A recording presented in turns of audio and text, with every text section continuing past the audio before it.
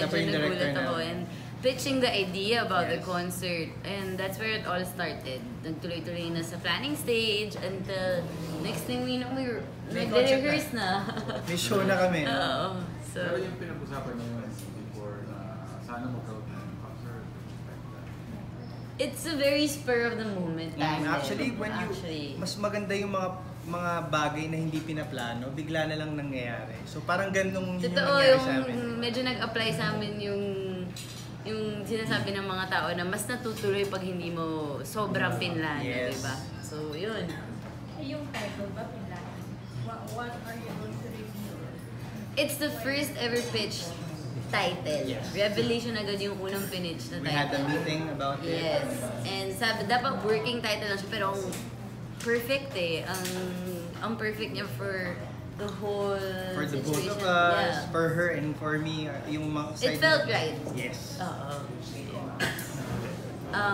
During the whole process, ako personally, during the whole process, may mga pinagdaanan ako, as in, sa pagplano, and ako sa sarili ko, like, na-realize ko na, ever since I got into showbiz, 3 years na, yung everything ko, yung mind ko, yung body ko, yung soul ko, nag-focus sa acting. And no regrets. I mean, nag-enjoy ako doon. Pero because of this whole concert, like, na-realize ko na lumaki pala yung insecurity ko about singing. As in, since nakaligtaan ko siya for 3 whole years, hindi ko siya masyadong in-hone. As in, ginagamit ko lang yung singing for like it's your promo. First ever, like, since bata pa po kasi ako kumakanta na ako. But then when I got into showbiz, I was really focused on my acting nga. So, I realized, because dito nga sa whole planning stage and everything, na this is something I can work on and I should work on. Na hindi porket sobrang ko sa acting ko, kalimutan ko na yung dancing and singing. So this is a really great opportunity to wake me up dun sa fantasy world ko na pwedeng acting lang lahat. So, yun. So how are you dealing with that insecurity? At first, medyo na-hurt ako. Alam mo yung tipong magbibenta ng tickets. Sinabi ko to kanina, pero yung feeling ko pag ako yung nagbibenta ng tickets, feeling ko pinipilit ko silang manood ng concert ko.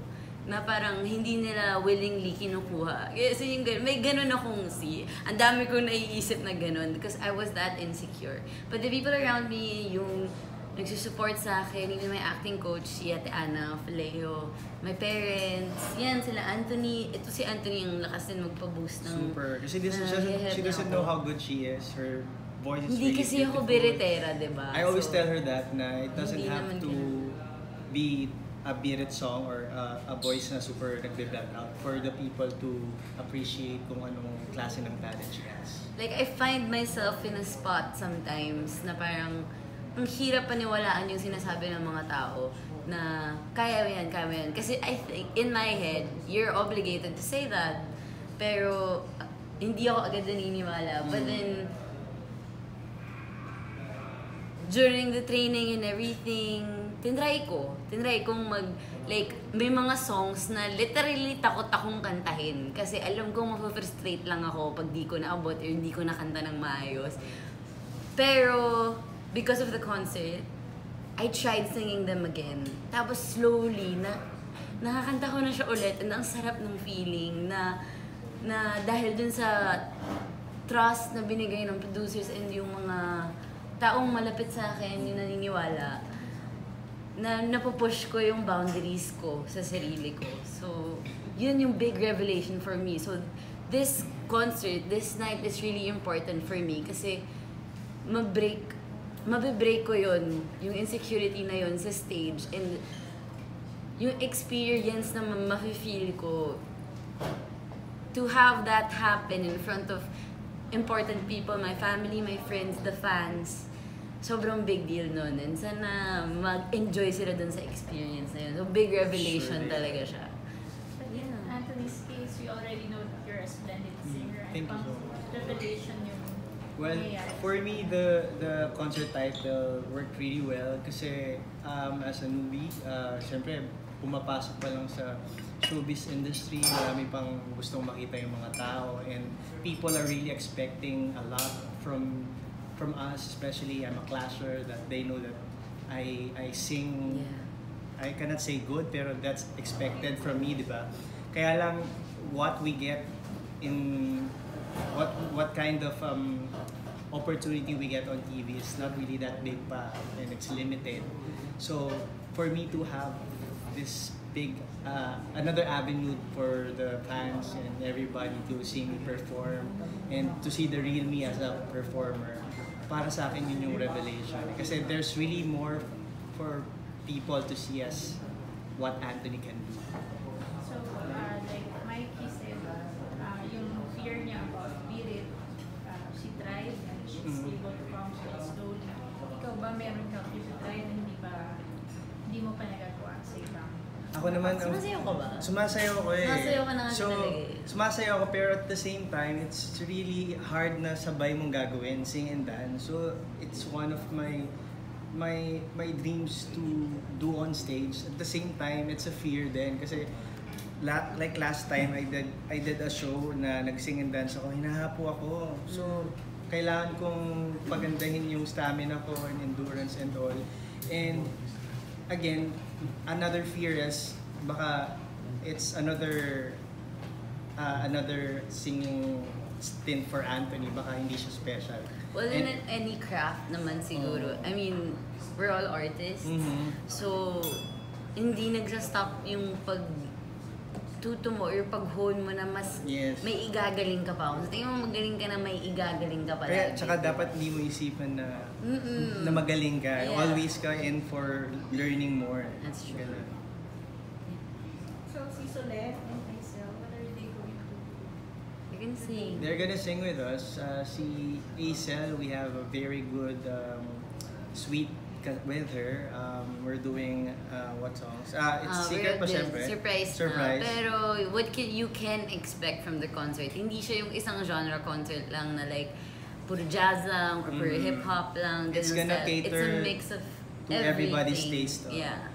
All ages, mas ma-appreciate. Iba-ibang timeline din yung song choices namin. And the song choices are really personal. Yes, very personal. Our favorites. Pero hindi naman para sa amin lang kami kumakanta. Yes. We made sure na personal pero magugustuhan nilang lahat.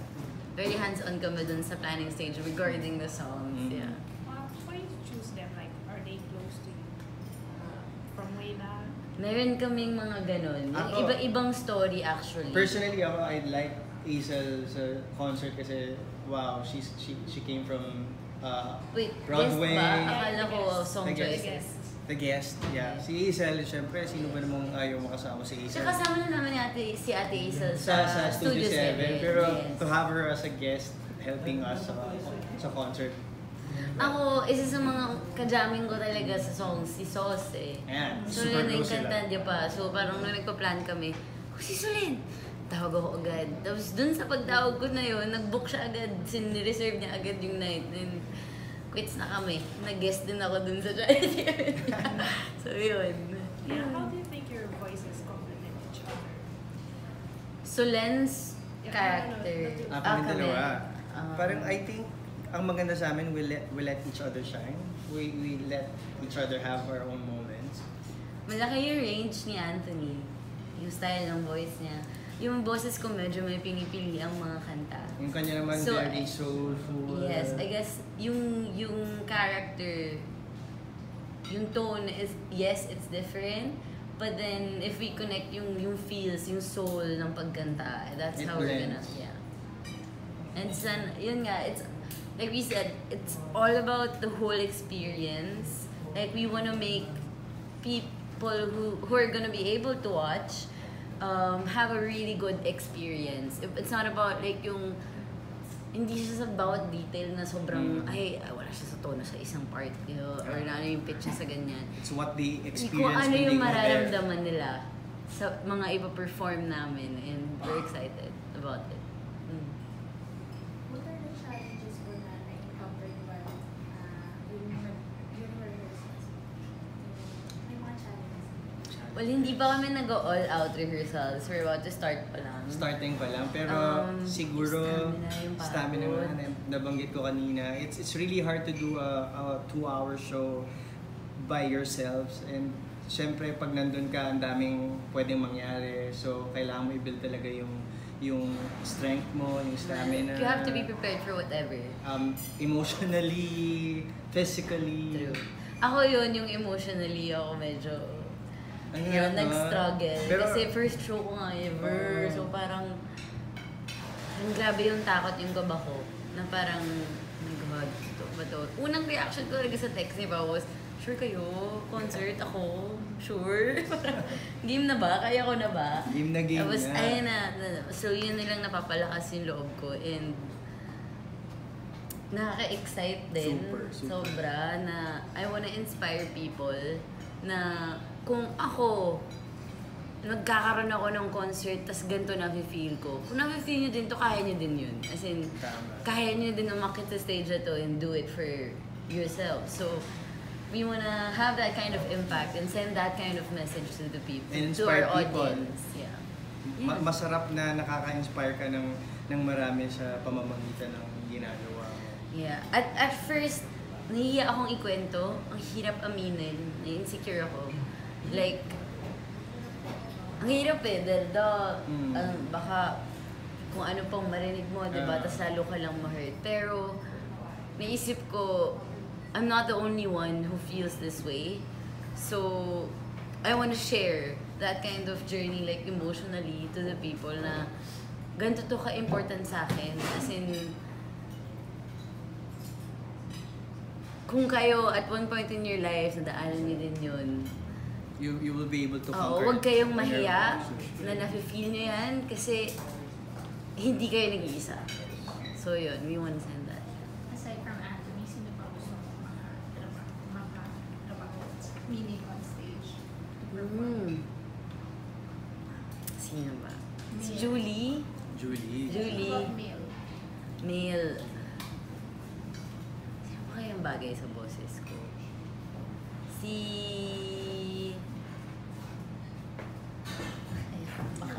Naisip... Pamiseli-seli ba? Oo. What's the first name that pops in your mind? Hindi ko nang sabihin, pero nasa kabila. Hindi. Sa artists na gusto kong makatrabaho, si Garrett, yan, sa Jong. Yan, yung mga boys ng Studio 7. As in, be on stage with them, it would be fun. Si Mark. Oh, si Kuya Mark. Si Christian. Yan. Anatomy. Gusto ko syempre, si Julie. Julie talaga eh. Syempre pag Si Julie. nasa Kapuso Network at singers, you think about the good singers, si Julie yung maisip mo muna. Ito, lucky ako will have Hazel sa concert. Who else? I love Gabby. Gabby kasi isa din sa pinakamababait na kilala ko. Ayun. Yan. Anthony, ask ko lang, kasi parang nabanggit naman na ni Mikey sinagado din. So, parang how are the Clashers supporting nila? Kasi parang sa kanilang lahat, ikaw yung unang nagka-music video, nagka-concert, na parang you've been receiving good breaks lately kahit wala pang 1 year. Ayun, super nga ako eh. Parang I'm not really expecting na this is gonna be this fast. With the Clashers naman, kami, kasi we became a family when we ended the Clash. So up until now, ganun pa rin yung relationship namin. We text, we call each other, and every time... Manonood sila. In-invite namin sila. Oo, manonood sila. Walang nagbago. As in, parang barkada lang. Nood ka ng gig ko, punta ka, ganun. Ganun. Bakit hindi sinali sila? Bakit hindi sinali sila? Bakit po sila hindi... That's a hard question What do you mean? for me to answer. Bakit hindi sila kasali sa show? We were nung nasa planning stage po kasi kami, as in, thinking about sino yung mga guests na pwede. Mas nag-ano kami sa kung sinong maunang mag-confirm. Yes. Kaysa sa kung sino yung gusto namin kasama. Kasi, syempre, kung pwedeng lahat, isasama and as naman much as we namin want lahat. na, na isali sila. Kaya lang, 2 hours lang yung show, Yeah. dalawa lang kami, We have to dalawa na think- kami. Oo, kailangan din isipin yun. Ang dami kayang natanggal na gusto namin Oo. kantahin. Kasi Tag-isa kami. masyado nang mahaba nga. So we have to think about that too. Ang daming ibang factors. Well, I had a concert naman last time and they're my guests din. So ayun, parang Talaga. alam ko naman pag nandun sila, baka nga pumanik sila eh. Why not, di ba? Anything can happen sa concert. Parang Impromptu number, yeah. Tama. May banda naman. May banda Bakit naman. hindi? Sino nga pala magbabakot?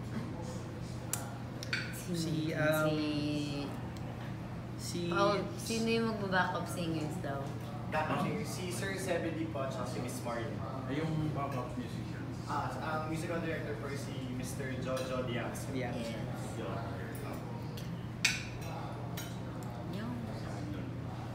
Sa twa. You seem to accompany each other, no? You look good together. Thank you. Thank you. Is it safe to watch Human after Revelation? We can expect more projects from the two of you. Gustong Well, gusto namin hopefully, yan. if everything goes well with Revelation, sana. Tsaka, May dream kaming dalhin yung show abroad. I-tour eh. Kasi As we're already talking to people from Canada. Kasi I have friends there who produces shows. Balay He's po natin. been there like 4 times, na for already. doing shows. America so, din. So, gusto ko yun. pag maganda Dream yung ko yun. show, ipagdasal po Singer! natin. At Mikee and Anthony on tour, di ba? Gusto ko yun, gusto ko yun. Pero as Anthony, do you have any plans na mag-crossover from singing to acting? Yun ang question. Kasi di ba, si Mikey parang medyo, sabi niya, meron siyang issue sa pagkanta. Actually, I was given this opportunity to do an episode of Magpakailanman 4 weeks ago, 3 or 4 weeks ago, if I'm not mistaken. Na-enjoy ko siya eh, pero at the same time, nakaka-insecure nga if you're doing something na bago pa lang or alam mong hindi ka dun pinakamagaling. Pero mas fulfilling eh. Pero- tips. Yeah. And Actually, while you napag-usapan give me namin. kanina.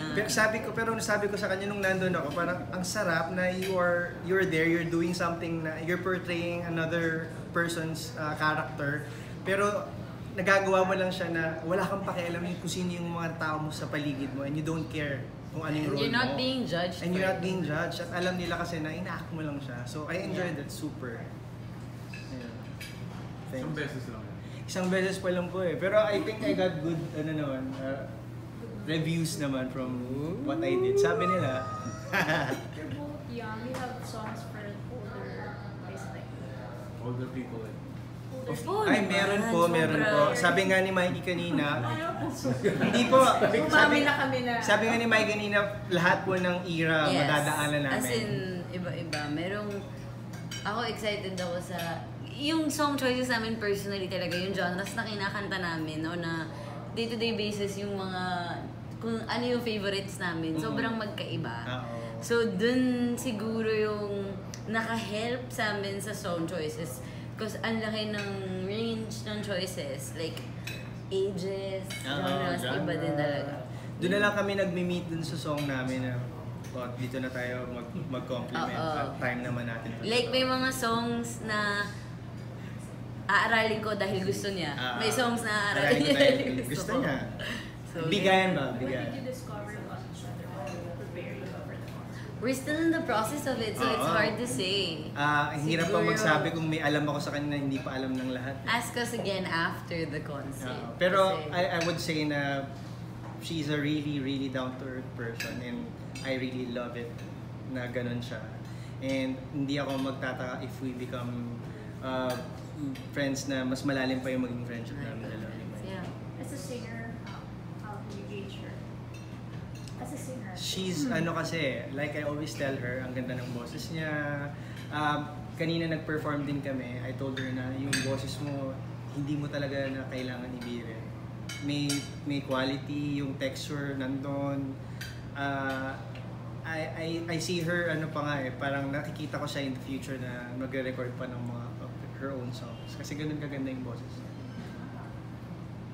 Kanino mo pwede i-compare yung boses sa foreign and Sorry. Sorry I don't judge me kung naisip ko agad na, ang luma ng naisip ko, Mike, since, alam mo si Nora Jones? Ay, yun nga. Ang ano kasi, Luma sa atin. hindi, if pakinggan mo yung songs niya, super soulful na parang hanggang buto yung abot ng... Yung feel. Oo, ng feels. Ganun, di ba, sir? Di ba siya yung ano? Yeah, don't know. Ayan, di ba, bagay sa'yo. Galing ko, sir, di ba? Don't know Yan, yung merong raspiness na paunti-unting sumisilip, yun yung boses ni Mikee. Yun ang nanay ni Moira. Ayan, si Moira din pwede. ganyan. Ang dami yung gano'n. Ayoko namang ma-associate na Pero yung kanya kasi, may, ano, may raspiness, na may texture, kumbaga, ano yung bahay. Bahay. Bahay. Bahay. Hindi lumalabas ang bahay. Yung ano yung pinaka-old na song na kasama sa repertoire? Dapat sinama natin yun. Alam mo kung ganda nung Don't Know Why I Pwede pa naman, di ba? Ganda siya. Actually, mag-isip na. Pero, isang song siguro, piyesa ko din to, kinakanta ko to before Love. Familiar kayo doon yung L is for the way you look. Si Sir na mapagano na. Oh, yung gano'n. Ano yung oldest song na kantahin mo kayo? Ako, ano I think, lahat yata fan ni Miss Whitney Houston. Whitney Houston medley. Ako, female songs na gagawin kong male. Hindi ko pa na-try ever. So, sabi nga namin ni Mikey, mga first time din namin gagawin. Na-excite din ako sa Do you artist. guys play any instrument na? She does, I don't. You don't? You don't? I don't. Yeah, I started playing guitar when I was 10 years old. Tapos nung nagtuloy-tuloy, nagpiano na din ako and nag-ukulele. Okay. And then, So but we're gonna see you play baka hindi muna ako mag-play ng instrument dito. I wanna focus on really like the vocals and the dancing. Sasayaw ako, Dancer si Mikey. guys! Yan, nagtatry po talaga akong, para big revelation talaga yung pagpapayat ko. Minsan, yung 2-hour dance rehearsals na, hindi ko napapansin 5 hours na. As in, nag-i-enjoy ako kasi bago din yung dancing sa akin. So, yeah. So, masaya kang susunod. Pumayat nga ako. Compared to clips, di ba? Well, ayaw kasing aminin sa akin ng pamilya ko. Feeling ko kasi ayaw nilang maging comfortable ako at kumain na naman ako. Ayun, so, thank you po. Hindi ba sumasayaw sa Studio 7? Di masyado. Minsan, Sayo-sayo pa pag grupo-grupo, tapos nagtitargo ako sa likod. Pero, hindi kung like, i-arrange ko ang acting, singing, and dancing. Yun yung arrangement ko sa kung saan ako pinaka-comfortable. Acting talaga, tapos singing, tapos huli ko ang dancing. May bibigay ka sa kanya advice sa akin. Please give me some mic. I need it. I have to see you. Shoot. Like, para alam ko, yan. Pwede The, bang- the number one rule naman, we all know is not to act. Just be real. Yun. Realist. Be the realest you can be. Mahirap mag-act pero masarap. Para sa akin. Yun yung assessment ko sa akin. Na-realize ko, nag-tip din nga kasi because of my whole, I told you guys about the insecurity. It helped me din na dinadaanan ko yung acting workshops ngayon. Tuloy-tuloy ko with Ate Ana Fileo. Meron siyang tip na binigay sa akin na yun yung pinaka nakatulong sa akin and paulit-ulit ko siyang binubulong sa mind ko kapag nagsa-start na naman yung build-up ng kaba ko. She said na, okay, sige, let's say, comfort zone mo na ang acting. Isipin mo pagkakanta ka, it's just a monologue with a tone. Mm-hmm. It's just a monologue with a tone. Okay, monologue with a tone. Parang anong nag-acting, it's about the feelings, not about the technical stuff na yung bawat, do what you have to do. Aralin mo yung mga kanta mo, aralin mo yung kung paano ka hihinga, paano mo aabatin yung mga parts. Pero it's about the feeling pa rin talaga. Yes. How you make the audience feel. And dun ako mas naging confident, ay okay, sige. Kaya mo na to. Kaya ko yan. As in, ilaban natin to. So, na-excite ako talaga na when you think about it, dun ako in the first place nagsimulang kumante. Nung bata pa ako, siguro kaya din ako naging inclined sa acting. Mahilig ako makinig sa music, tapos papaikin ko lang sarili ko. Through the lyrics. And dun ko din name na, I hope someday when I grow up, I make people feel, whatever feeling man yan, but I make them feel nang ako yung boses na pinapakinggan nila. It's sobrang dream yun. And it's finally happening. It's finally happening in the concert, and hopefully magtuloy-tuloy na to singles, and then albums, and then more shows. It's a good start. Something big. I'm lucky na natabi ako kay Anthony sa first ever experience ko na to, kasi feeling ko kung iba hindi masyadong magkakaroon ng pake sa like sa personal ano ko na pinagdadaanan ko for the concert, but he's been very sweet and gentleman siya sa ganun. Thank you. Yeah. Mag-jowa levels. Ayan tayo. Hindi naman po. Hindi pa naman dati. Hindi pa naman. Hindi pa. So, yung manonood sa harap na may special Yung mom namin. Family. Ganyan. Same. ganyan. Friends. Ganun. Bosses. Kayo po, manonood po kayo, diba? Please come. Pag may ticket. Magkakaroon po yan. Artist Center. Go. Magkakaroon po yan. June 28 po June 28. Friday siya. Ages talaga. May gano'n. I'm sorry? Bed, meron ba? Anong age? Wala atang nakapasang ganung song. Ages yun. Wala. Ages. Dapat mag-ages medley ako, pero I changed it to with Ang me. dami natin naiisip nung nagpa-plan. Hirap. Ang hirap Marami kami unahin. gusto parehong dalawa ni Mikey. Pero kahit paano, may birit din. Bibirit Oh, meron ko. naman. Sabi nga ni Mikey, ako na bahala dun sa birit. Pero meron ako isa. Lady Gaga. Ay, Surprise na! Surprise! Watch kayo, please. Meron po. Meron for sure. meron pa kami isang gagawin na super ganda. Alam mo yung Mike? Si Joe Berry magigest pa eh. Ayun, kasama siya dun sa something May pasabog kami with Joe Berry. Yun nga Basta po, abangan niyo po imagine yun. niyo. Kaming tatlo po may gagawin po kami. Saya nun. Circus yan.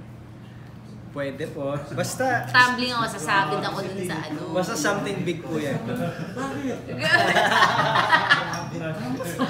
Sabi kayo dito. Circus pa doon. Plus A naman. Tama lang po. Sabi na lang, change na time slot ng Studio 7 and mas mahaba na siya. Wala Mahaba pa. ba? Di ko mas mahaba ba? Alam ko pareho lang. Same Mas mahaba. Pero nag-change Saturday. That's good. Di wow, more, at least may time tayong mas magpakita pa ng mga prod. Oh, I think better na Saturday. Honestly, mas nabibitin ako pag nanonood. Nakakabitin? Medyo nabitin ako pag nanonood na parang Parang yun na ba yan? I didn't know na mas mahaba yung time slot, pero I know na nalipat. I'm excited. Di more chances to have guests and the regular artists show more of what we can do. Tsaka I think it shows na the show itself is doing good. Kasi Saturday na yung time slot. Sana And tumagal. Laging na-extend yung show. Nung nag-start naman yung show, di ba? Yun yung dream talaga namin na magbilang tayo ng taon together. Yung to the point na may ikakasal, may mga nganak sa atin, ganun. Yung milestones together. Yung ilang years, ganun. Wala pa. Meron na ba? Oo nga. Oo, di ba? Oo, hindi pa Crossover months pa from lang yan. Backlash. Si Kuya Christian yung kinasal. Kinabahan kayo nung the first time na nalaman ko na may mangyayari mga pagbabago, nahihilipat ng time slot. I haven't had the chance to talk about it with the other artists, pero ako personally, kaya yan. Actually, okay lang Kaya- kasi we tape at the same day. So, parang wala ding nagbago. Tsaka I trust the artists, yung artists ng GMA, I trust their talent. As in, kahit anong time slot mo ilagay yan, hindi magbabago yung galing ng mga artist ng GMA. Oh! And people watch Yeah, people watch naman not because of the time slot. They watch because magagaling yung nasa studio 7. Yeah, and Maganda yung show. the artist na na-meet ko sa Studio 7 na never ko pa naka-work before, they're very real. And artists talaga, hindi sila madamot. As in, grabe yung respeto. Nagkaroon pa nga ako ng experience with Kuya Christian na nag-a-ask ako ng advice na kakantahin ko yung part ko, yung isa-solo ko sa Studio 7. Tapos sabi ko, tama ba to? Tama ba itong tawag na to? Tapos kakantahin ko sa kanya. Tapos bago siya mag-advise, nagpaalam pa siya na parang, is it okay sa'yo na mag-ano ko na turuan kita? He's always Sabi like ko, that, what? no? Oh, parang, it's an honor na tinuturuan mo ko. Ganon sila ka-respectful na ang tagal na ni Kuya Christian sa industry. May pangalan na siya and grabe pa rin yung respect niya as an artist. And working with those kind of people, Julie, Kuya Mark, they're all like that. So, hindi ka parang lalo ka na-inspire maging better sa trabaho mo. Tsaka na-look forward mo palagi to come to work. Yeah. So, yun. Because of that. Cheesy. I miss them.